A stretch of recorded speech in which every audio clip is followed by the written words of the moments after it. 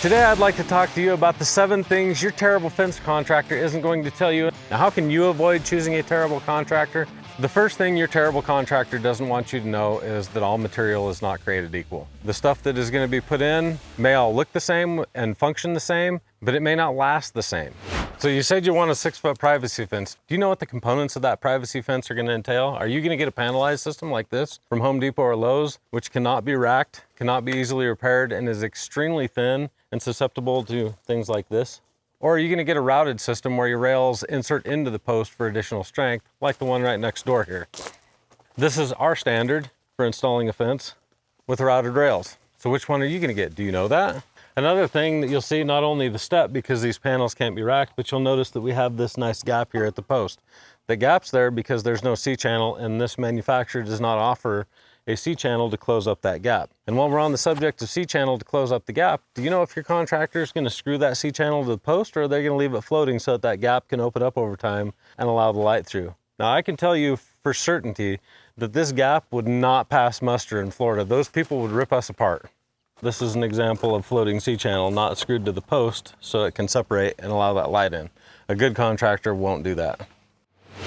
On the subject of material, do you know what size rail components or components you'll be having? This is a 2x3.5 top rail and mid rail, but the bottom rail is a 2x6. Now I'm going to show you what it looks like when you don't know what you're getting and you get a 2x3.5 bottom rail. This is what happens when you get a smaller rail that is not meant to support it. As you can notice, all these bottom rails are drooping because they don't have the structural capability of carrying that weight.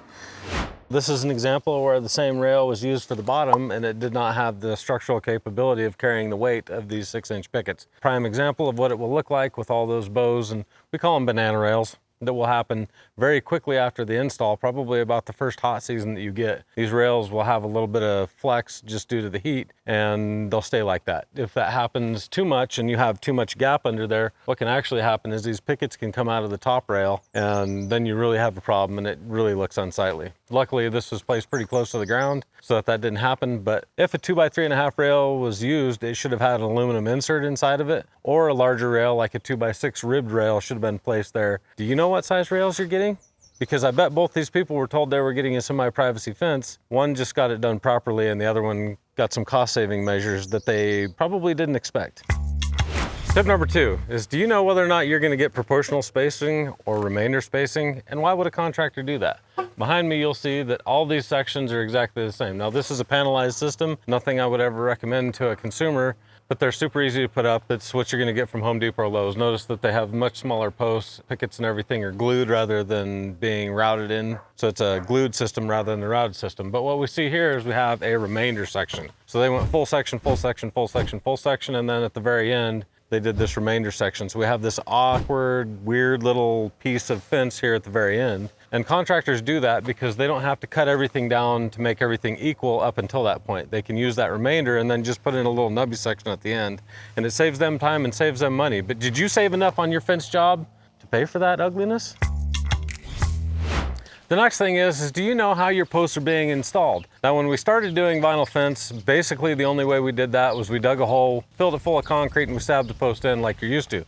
Now we have our no-dig method, and instead of doing that, we actually drive the posts even deeper into the ground and we leave all that soil undisturbed. As mentioned in the beginning of the video, how you put that concrete in the hole matters if you're going to use concrete. It needs to be what they call dry packed, which is an acceptable way of doing it, or you can do wet set. But what happens a lot of times, if you put it in there dry, you leave that loose soil at the bottom of the hole, you're going to get a post that is going to settle over time. Usually, the first time you go through a wet-dry cycle, that post is going to settle and go straight into the ground. Now, the inverse of this is we see a lot of this where posts come out of the ground, and that's due to frost heave because people didn't go deep enough with their post and their post footing failed.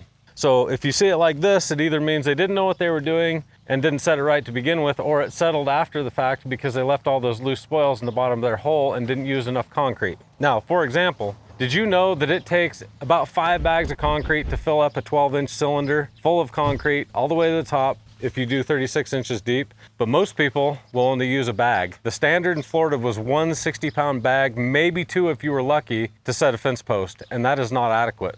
For reference, the diagonal of a 5-inch post is about 7 inches. A 12-inch hole will only leave you 2.5 inches on the corners. That's if you have your post perfectly centered in your hole. Digging the right size hole is important. Making a hole that's too small will make sure that that concrete fails and that it can't hold that post in if it does have forces like freeze-thaw cycles or frost heave, forcing that post out of the ground if it's not deep enough. So do you know how your posts are being set? That matters, because the way the post is set is going to determine how that fence looks for life. As you know from watching our channel, the most expensive part of any fence is the post, getting the post in the ground.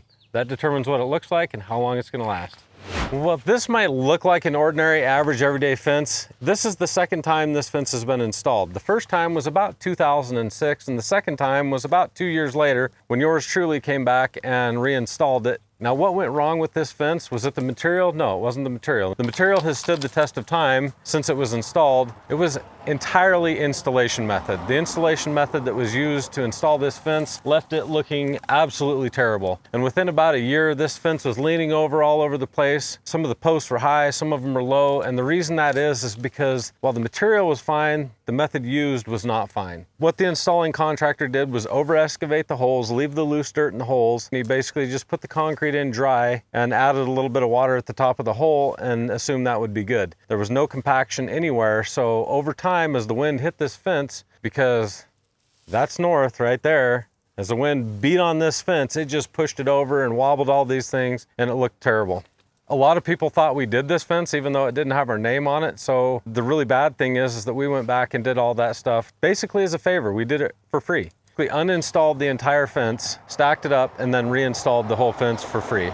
You're probably asking yourself, why didn't we install it the first time? We were about $3,000 higher, and this is about a $36,000 fence, I think, at the time, if memory serves, and we were about $3,000 higher, and basically that was the cost of putting the concrete in the holes correctly. So the cost of bringing all that concrete out here from a reputable concrete company and using about 5 bags per hole instead of 1 was the entire difference in our bids. And had they used us to begin with, I wouldn't have had to go back and do it for free the second time. This fence has a special spot in my heart for what not to do and why you don't want to choose a terrible contractor.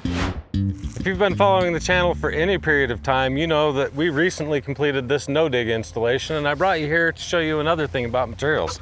Some materials are only available in certain sizes, but do you know what kind of materials you're getting? Our standard rail is this, which is a 2x7, and this is the standard rail for most people regardless of what fence style they are, and this is 1.5 inches by 5.5. There is a substantial difference in these two rails. Are you going to get a 6-foot privacy fence with both? Yes. But is one going to offer you substantially more strength in rail? Absolutely. Now this particular fence here only allowed us to use 1.5 inches by 5.5 rail. That's all they offered it in. If you watch the video right over here of the install of this fence, you know that each one of these rails has a stiffener in the bottom of it, and that is because it is the smaller rail. And even though it's on a 6-foot center instead of a 7 or 8-foot center, we still had that insert in there for 2 reasons. Number 1, for the heat, because it's a darker color, but number 2, because it's just a smaller rail. But most people will give you this without any kind of stiffener, and then you'll have to wonder why your fence failed. That brings us to thing number 4, and that is gate hardware. Not all hardware is created equal. This is a standard low carbon, not stainless steel, regular old hinge, metal. These go on extremely easy. We don't have to measure anything. We can basically plunk it up there, they screw some stuff in, and they go on super easy, and these are much cheaper than the cornerstone hinges, which you've seen us install. These are much more expensive and harder, more difficult to install than the cheaper metal hinges that are not stainless steel. Same thing goes for the latches. Things like this bump handle are an added cost. You don't get that with every installer. This latch takes a lot more time to install and is a lot more finicky than a standard metal latch and costs a lot more, but it is lockable from both sides and unlockable from both sides, unlike a standard real cheap paddle latch. So know the kind of hardware and how your gate is going to be installed. Are you going to get the cheapest stuff that they have on the market, or are you going to get really good stuff?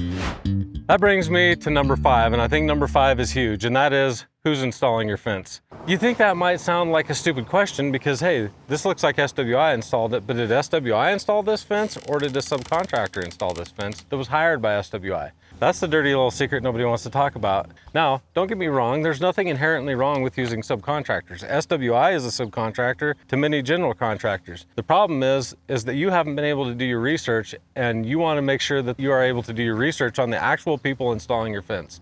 Oftentimes, companies will use subcontractors subcontractors because they're super cheap. But if they're super cheap so that the company can make more money, are they gonna do a really good job, or are they just gonna blow through the job, get paid? What happens a lot of times is these subcontractors are fly-by-night outfits and they don't have any insurance whatsoever. There's no insurance if they damage your property, and there's no insurance for the people that they employ if they get hurt on your property. Because again, the name of the subcontract game seems to be who can get it done the least, and if you're trying to get it done for the least, the first thing you're gonna cut out is expensive things like work comp and insurance, because those things are expensive. But we at SWI feel like you should know who's installing your fence. I feel like I glossed over the whole post setting thing, but there's so many nuances to setting posts and making sure they're set correctly that it's not just as easy as saying this post needs 1 bag of 60-pound concrete. And a lot of homeowners think, oh wow, that's a lot of concrete. My fence is gonna be in there good. Where a 60-pound bag of concrete is not sufficient to set any post, really, because you need to have that concrete cylinder all the way down to the proper depth, which is why so many fences can be ripped out by hand by a 14-year-old, as we've shown in some of our videos. The converse of that is that if you're not going to use concrete like this fence here, then you need to make sure that everything you're doing is legit, because if that post isn't set deep enough and solid enough ground, it too will fail. And it's not the installation method that's failing, it's the person that's installing it in a manner which is not acceptable. So you can use concrete and have the post shoved out of the ground, that's installation method. You can use concrete and have the post sink into the ground, that's also installation method. You can use no concrete and have the fence loose, and that again is installation method, because people haven't taken all the things into account that need to be accounted for this fence to stand up to the winds. And we have had literally 60-mile-an-hour winds since this fence was built. And I guarantee you it's still as straight and true as the day it was built. But again, it's all about making sure you know the method being used to install your fence, and that the contractor's not cutting any corners to try and make an extra dollar. You have to do what fits into your budget. And if some of these things are okay with you, then that's okay. At SWI, our philosophy is making sure you get the right thing the first time. And that means that if you hire us, we're gonna do everything we can to make sure that there is no failures on your fence, and be there to stand behind it if there is a failure. We may not fit everybody's budget, and that's fine too, but we feel like it's your right to know exactly what you're getting. And that's why we're very heavy on the details for our customers, so that they know exactly what they're purchasing. And that's probably the most important thing you need to know, is that it's your responsibility to educate yourself about what you're buying. And if you fail to educate yourself about what you're buying, I guarantee you some of these problems will be your problems. If you'd like to watch us build this fence, check out this video right over here. Remember, we're SWI, Wyoming's fence company, and I hope you have a good dang day.